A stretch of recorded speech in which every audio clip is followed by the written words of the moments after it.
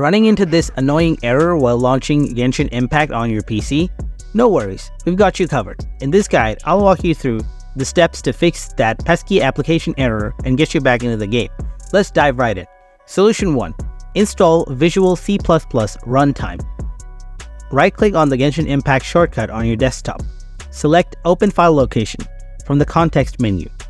Find vc space redist.x64 and right-click on it.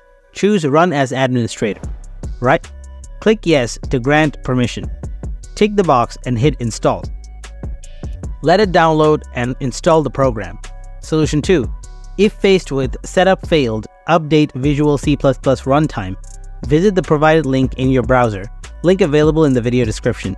Scroll down to the Microsoft website and find the section for the latest version of the Visual C++ Runtime. Click to download the version matching your computer's processor architecture. Open the downloaded file, tick the box, and click Install. Grant permission by clicking Yes. Let it download and install the updated program. After completion, restart your PC and check for the error. Solution 3. Update DirectX End User Runtime.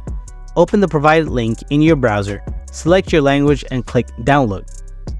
Upon the downloaded file, click Yes to give permission. Accept the agreement and click Yes.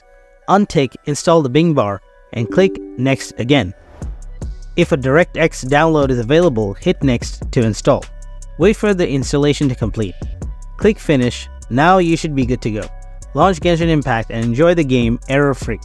And there you have it.